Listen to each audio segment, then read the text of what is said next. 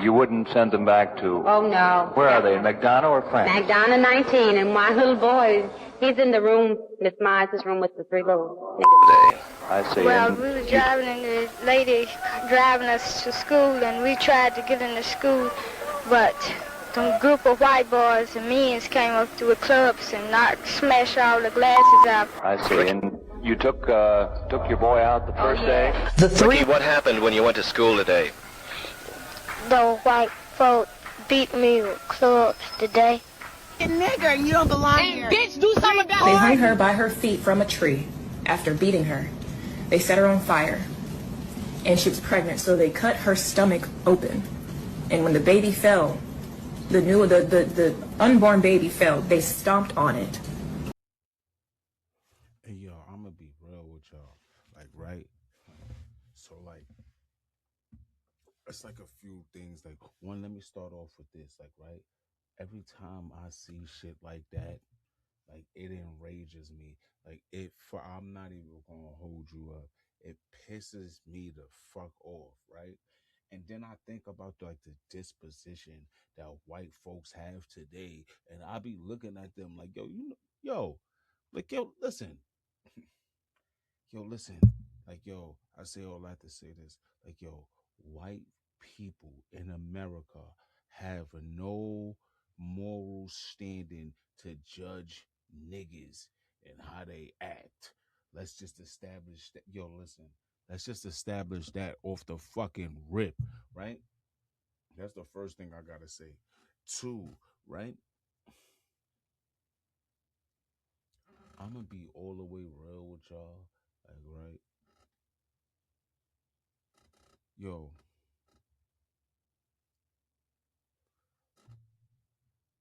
One of the hardest things to do, right, is to understand what happened. I remember, like, as a kid, right?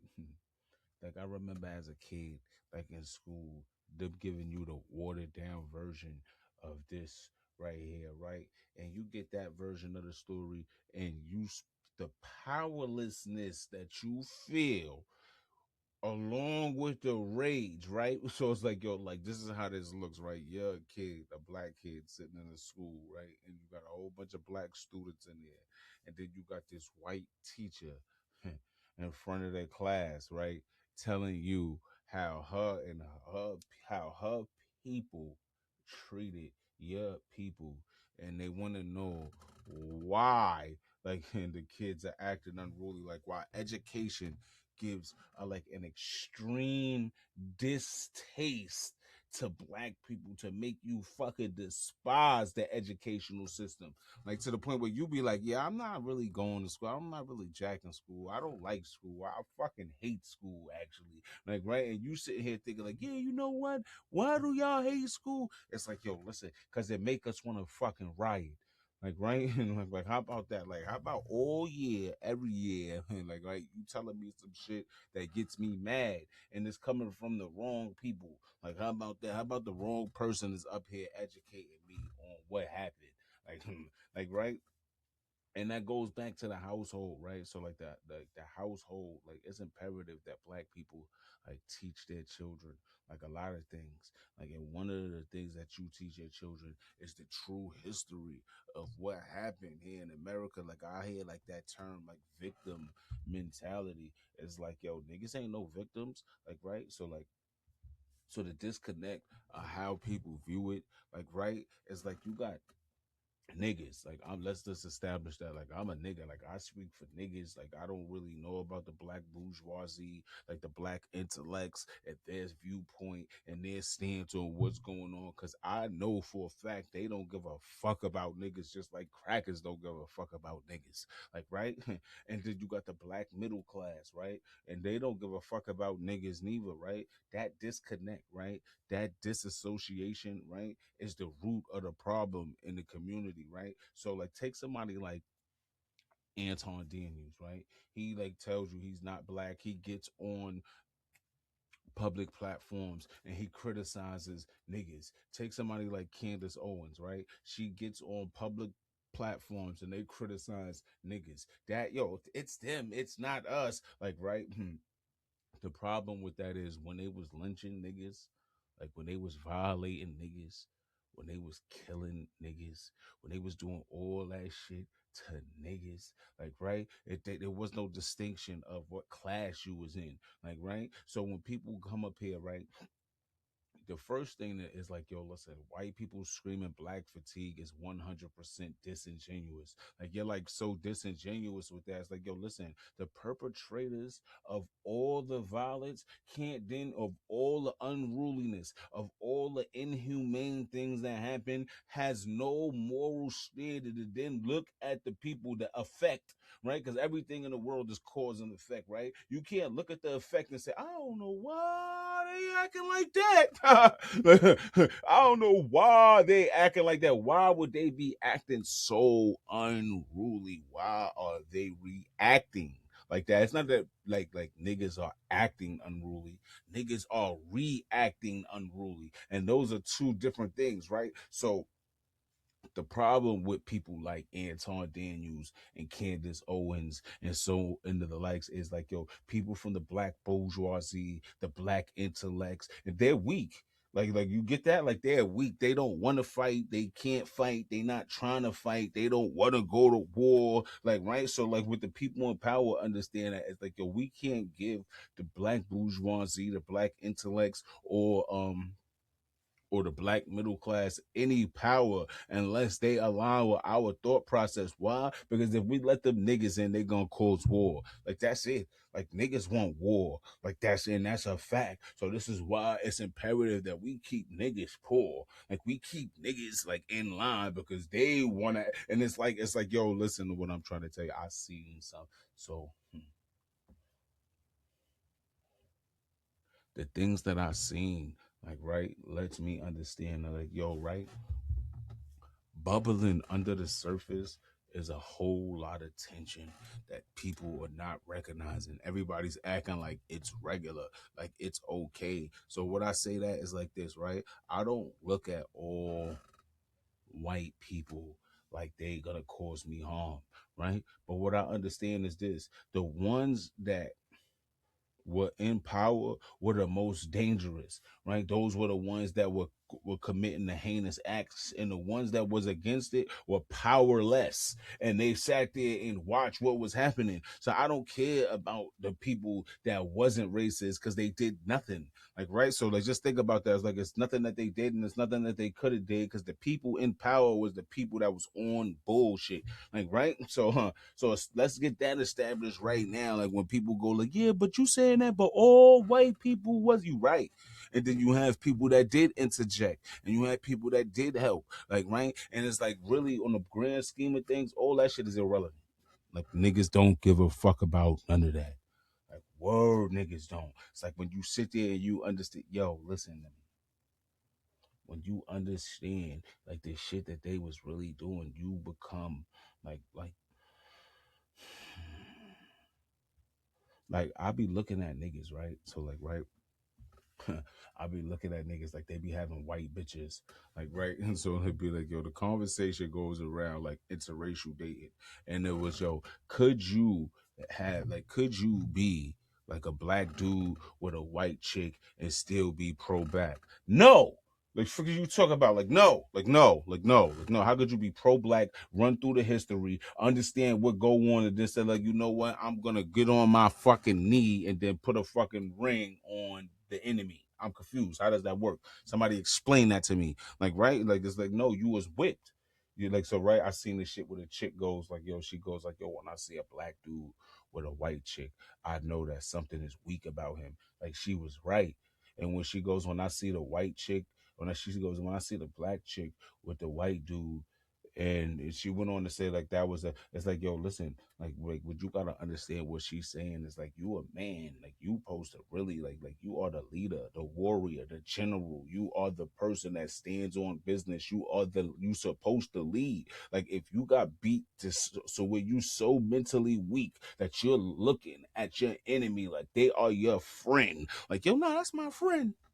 Then we cool, we hang out, like yo, like it's like, yo, listen, let's go with this. Like, right, as an adult, as a grown man, like I understand how dangerous friendships are with people that are like you. Like, right? Like, like niggas get jealous and niggas that kill you, like over bitches, over money, over all that other shit. So the more grown you get, you understand that like you don't really have friends, you have associates, right?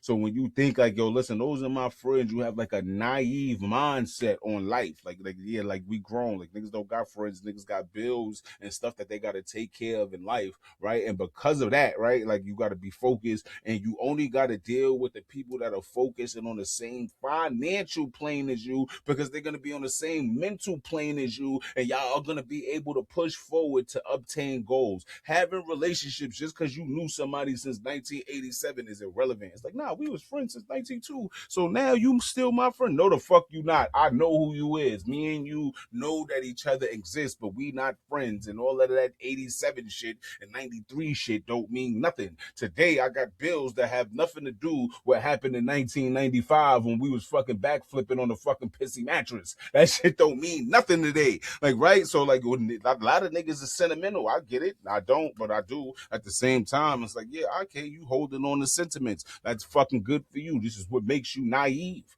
Like, right? This is what makes you a fool. Like, right? And like, I'm just dealing with the reality. Like, right, I'm not coming over here and I'm not talking about like these things. Like, was like, we're going to deal with the ideal and we're going to deal with the perception of things and how it should be and how we should all get together and hold hands and fucking kumbaya in the fucking sunlight. It's like, nah, I'm not dealing with that. I'm dealing with what's actually going on. And what actually is going on is this, like, right?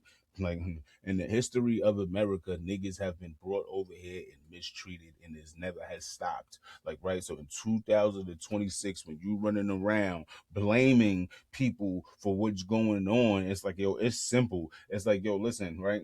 This is how it goes. Like, yo, look, this is like the simplest thing that you should understand. Like, yo, listen, like, white people have no incentive to help black people become in power. Why? Because it is anti against everything that they have. We're talking about the people that's actually in power. We're not talking about your everyday Tommy that works at fucking Walmart with you. And I'm not talking about fucking Billy that fucking works at the warehouse with you neither. I'm not talking about them. Those are niggas.